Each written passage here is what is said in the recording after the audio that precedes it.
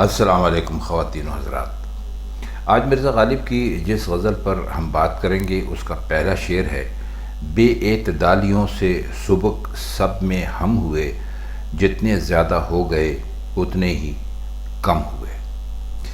بے اعتدالی کا مطلب ہوتا ہے لاپرواہی، یعنی کوئی کام بھی ایک اعتدال میں رکھ کر نہ کرنا، ایک حد میں رکھ کر نہ کرنا، یا بہت زیادہ کر دینا یا بہت کم کر دینا، اس کو بے اعتدالی کہتے ہیں۔ اور سبک کا مطلب ہوتا ہے ہلکا، بے وقت، جس کی کوئی حیثیت نہ ہو۔ تو فرماتے یہ ہیں کہ ہم زندگی کے مختلف معاملات میں حد سے زیادہ تجاوز کرتے رہے، حد سے زیادہ بڑھتے رہے، اعتدال کا کوئی خیال نہ رکھا، یعنی اس بات کا ہم نے کوئی خیال نہ رکھا کہ ہمیں کون سا کام کس حد تک کرنا چاہیے۔ تو اس کا نتیجہ یہ نکلا کہ ہم بے وقت ہو گئے، یعنی ہمارا کوئی وقار نہ رہا، ہماری کوئی عزت نہ رہی، ہم کسی طرح بھی اپنے آپ کو معاشرے میں ایک اچھے فرد، ایک اچھے آدمی کے طور پہ پیش نہیں کر سکے۔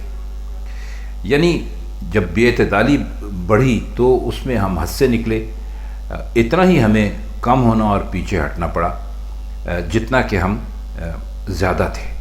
مطلب یہ ہے کہ پہلے ہماری بہت عزت تھی، مختصر مطلب اس کا یہ ہو سکتا ہے کہ پہلے ہماری بہت عزت تھی، لیکن ہماری اپنی لاپرواہیوں کی وجہ سے ہماری عزت جو ہے وہ کم ہو گئی اور ہماری بے عزتی بڑھ گئی، ہماری بے وقتی بڑھ گئی۔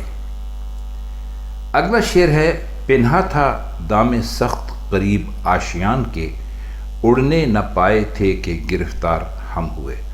پنہا کا مطلب ہوتا ہے چھپا ہوا، خفیہ، جو کسی کو دکھائی نہ دے۔ دام کہتے ہیں جال کو، دام سخت یعنی ایسا جال جس سے جان چھڑانی مشکل ہو۔ آشیان کہتے ہیں گھر کو، رہنے کی جگہ کو، اور اگلے مصرے میں کوئی مشکل لفظ نہیں ہے تو ہم اس کا مطلب کرنے کی کوشش کرتے ہیں۔ اس کا بہت ہی اچھا مطلب کیا ہے خواجہ الطاف حسین حالی نے، وہ ہم آپ کی خدمت میں یہاں پیش کرتے ہیں۔ وہ یہ کہ جو مطلب اس طریقے سے ادا کیا گیا ہے وہ یہ ہے کہ ہم کو ہوش سنبھالنے سے پہلے ہی طرح طرح کی مصیبتوں اور پریشانیوں نے گھیر لیا تھا۔ اب غالب فرماتے ہیں کہ ہمارے آشیانے کے بالکل پاس جال لگا ہوا تھا، یعنی ہمارے گھر کے پاس ہمیں پھانسنے کی ترکیبیں کی گئی تھیں، جال لگا ہوا تھا جو ہماری نظروں سے چھپا ہوا تھا۔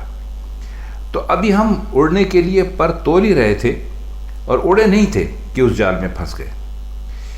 اب خواتین و حضرات، شکاری عموماً جال ایسے طریقے پر لگاتے ہیں کہ وہ شکار کی نگاہوں سے چھپا رہتا ہے۔ یہ آپ نے بھی دیکھا ہوگا یا کبھی کوشش کی ہو تو آپ کو اندازہ ہوا ہوگا کہ جال جب بھی لگایا جاتا ہے وہ ہمیشہ چھپی ہوئی جگہ میں لگایا جاتا ہے، اور شکاری خود بھی چھپا رہتا ہے کہ پرندہ ہوشیار نہ ہو جائے،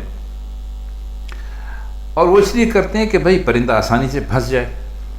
اب اڑنے نہ پائے تھے تو اس سے بظاہر تو یعنی ایسا لگتا ہے کہ ابھی آشیانے سے جستی کی تھی، یعنی پہلی دفعہ اڑنے کی کوشش کی تھی، اور فضا میں اپنے بازو پھیلا کر وہ جو پرندے ایک توازن قائم رکھتے ہیں، ایک بیلنس رکھتے ہیں، وہ ابھی نہیں بنا تھا۔ اور اس سے یہ بھی ظاہر ہے کہ جال آشیانے سے اتنا قریب تھا، گویا کہہ سکتے ہیں کہ بالکل ملا ہوا تھا، جیسا کہ سخت قریب سے ظاہر ہے۔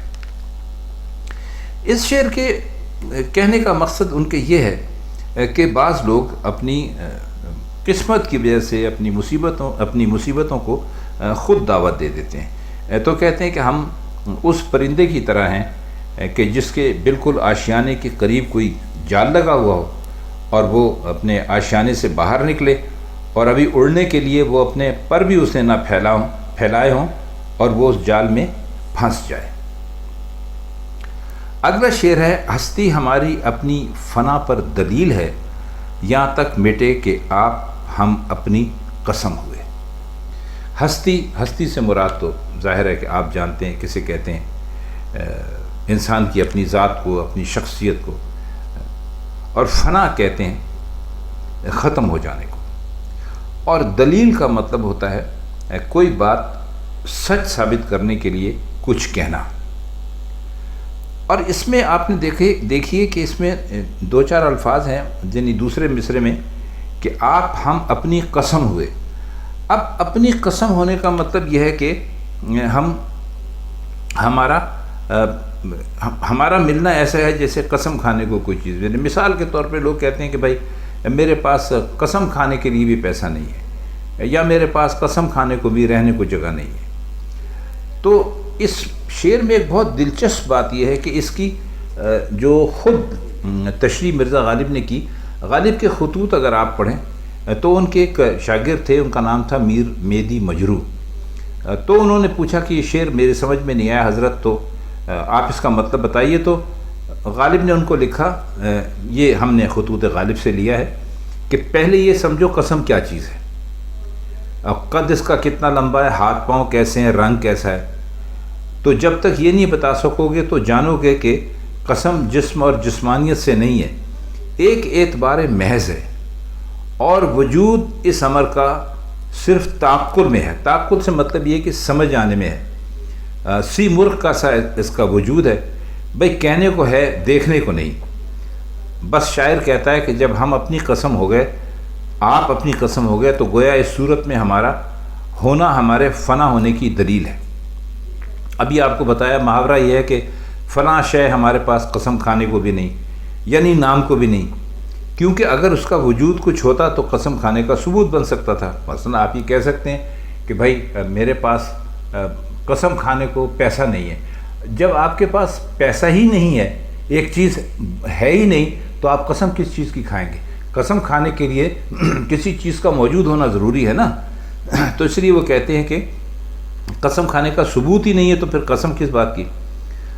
تو کہتے ہیں کہ ہمارا ہونا ہمارے فنا ہونے کی ایک دلیل ہے، یعنی ہم مٹتے مٹتے اس حد پر پہنچ گئے، گویا اپنی قسم بن گئے، یعنی نام کو بھی ہمارا وجود باقی نہ رہا۔ تھوڑی سی باریک بات ہے، اگر آپ اس کو سمجھنے کی کوشش کریں گے تو بہت آسانی سے سمجھ جائیں گے کہ جب چیز کوئی موجود ہی نہیں ہے تو قسم کس چیز کی کھائیں۔ تو اپنے وجود کو انہوں نے یہی کہا کہ بھائی ہمارا وجود تو قسم کھانے کو بھی نہیں ہے، یعنی ہم کچھ موجود ہی نہیں ہے۔